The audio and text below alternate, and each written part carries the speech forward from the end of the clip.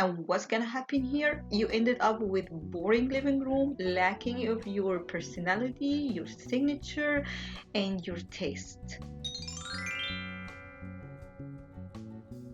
Hey, what's up everyone? Welcome back to my channel. Today we're gonna talk all about living room mistakes that people do. So if you are new here, welcome. My name is Asma Diab. I am an interior architect, and in my channel you'll find all topics about home decor, interior design, and what mistakes people do when they are remodeling their house or design their space, and how to fix them. So don't forget to like, share, and subscribe to my channel, and hit the little bell next to the subscribe button to be updated every time I upload a new video. So let's start. Okay, the first mistake we have today is matchy furniture set for living room. So most of you guys, when you furnish your living room, you just go to a store you like or showroom and walking around and say, hey, I like this living room set, I'm gonna buy it. So, and some of you actually buy the coffee table come with it, or even the side tables. And what's gonna happen here? You ended up with boring living room, lacking of your personality, your signature, and your taste. What I'm trying to say here, when you buy your furniture pieces, it's the same way you buy your outfit. You don't go to someone and ask him to buy your outfit or choose pieces for you. It's your own decision because it reflects your personality, reflects your taste. The same way here in furniture. Your home is telling your story. It's reflecting your taste, your lifestyle, your personality. You need to add your signature in your place you live in or even you work in to personalize this place. It's only for you. It's not can be one else or someone else's place. And this is not gonna happen if you buy a living room set or like you copying part of a store just in your home. But what you have to do is decide what's your interior design style first, and to start to buy pieces individually according to your interior design style and according your taste. You can start buying a sofa, a straight sofa, regular one, whatever the shape, L shape or straight one, and you can play with the accent chair or a love seat or a funky sofa against it, with different color, maybe different textures, different style, different shape. So by this way you can create your own style and your own design for your space. This is how you add your signature to the place. Okay, mistake number 2 is wrong layout for seating area and space planning. Well, the seating layout is really very important for your living room, because your living room is the place where people sitting around, have a conversation, chit-chatting, talking to each other. So this is not gonna happen if you push your old furniture pieces against the wall, or you're gonna create your seating in a line shape. So think about it. If you have a huge or big space for living area and you push all the furniture against the wall, this is not gonna help to let people hear each other. They need to be loud or scream to be heard. So you need to create a cozy, intimate space by designing the layout in the correct way. And how to do that? By have the seating area in a limit that can people see each other and hear each other, and you create the shape of seating area like U shape, L shape, or parallel one. By this way they can see each other, they can hear each other, they can communicate and have conversation. So instead of pushing your furniture against the wall, you created the seating area in the middle of the space. And if you have a huge place for living room, you can create one or more or even 3 seating area, and you connect all of these areas by a same design style, same pattern, same rhythm, and by this way you can create a good circulation in the place. Which lead us to the third mistake here, bad clearness in the living room. So when you create your seating layout in the middle or away from the wall, you let and create a good clearness traffic flow around the place or around the seating area.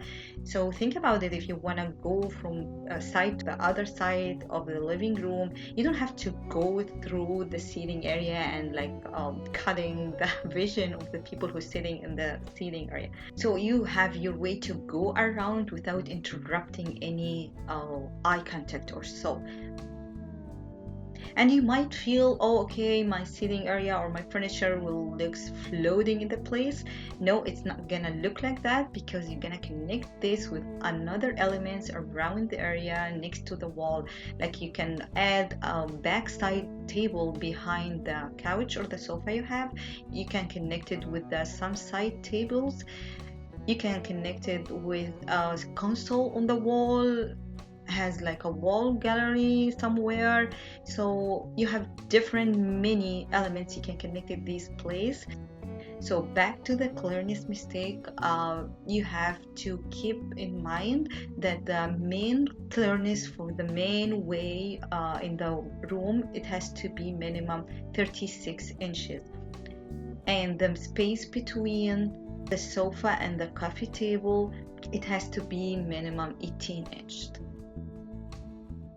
So the next mistake is small rug size. And actually this is one of the common mistakes I always see every day. So people just grab any kind or any size of the rugs just to put in their living room. They don't care about the size, they don't care about even the color or the materials.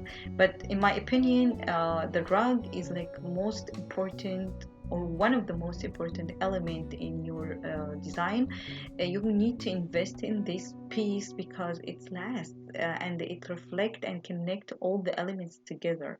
So if you buy it very small, it's gonna give you the impression that your space is small and your furniture is floating, it's not connected. So the correct size of the rug is to have the whole seating area on it, like to keep all the legs of the furniture inside the rug, not outside, or at least you have the front legs of the chairs and the sofa inside the rugs, and this is the minimum with the correct size of the rug. The upcoming mistake is the height of the drapery. Your drapery or curtains cannot be hanging very low or very high. I see some people hanging at the right of a window frame.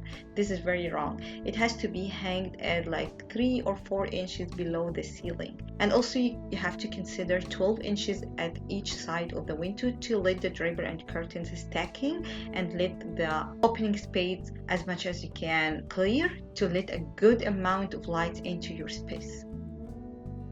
And the length of the drapery, it can't be very short. It has to be barely touching the floor, or if you want a fancy look, you can let it more than this with like 4 inches more.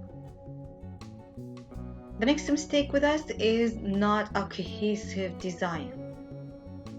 So some of you guys go and fall in love in one piece or two in the store, and they love it and buy it, and when they go home they shock and find out, oh, it doesn't match with my place, it doesn't play off with the other stuff I already have. So you keep asking why this piece looked very good in the store but doesn't match my place, or it doesn't work the same way in my home. This is because it doesn't work like that. It has to have a strategy for your buying your stuff in your space. By you determining your style first, using the repetition and patterns to create the rhythm in your home, like a repetition of the color, of the shape, textures, all of these kind of elements can create this good rhythm in your place and make the design look more cohesive. And I'm gonna make a separate video about that, talking in detail how to create a cohesive design in your space, which you're gonna find on my channel in the same series. So don't forget to subscribe to my channel and hit the little bell to get notifications. So back to our topic, you need to focus on these elements to create that cohesive look, and do not just pick up any pieces from the store you like and just throw it in your home and expect it that's gonna match and play off with other stuff. You need to create your strategy before that and decide which one is gonna play off and integrate it with the elements I already have. Not looks good only individual. It have to work all together. The last mistake we have today is one source of lighting. This is another very common mistake. People get like one source of lighting above their head and they think it's enough for the lighting the area. Just because they see each other, they can see the place, this is enough for lighting. It doesn't work like that. It has to have a different source of lighting with different lights. You can by that way creating a different layers of lighting which give you the good vibes to the place. And how to do that? By using an ambient light, an accent light, and the task light. And also there's too many other different lighting you can use. You can use up lighting and wall wash lighting, a cove lighting or shadow gap lighting, and very easy lighting to use is which is the stripe LED lighting they put in under the cabinet if your kitchen's open to your living room, which gives you that mood lighting very well. Okay guys, by that we came to the end of our video. I hope you like it, and don't forget to like, share and subscribe to my channel and hit the little bell next to it to be updated every time I upload a new video. And before I go, I just want to let you know I have very cool designs, t-shirts I designed by myself. You can find it on Amazon. I'm gonna leave all the links in the description box so you can check it out.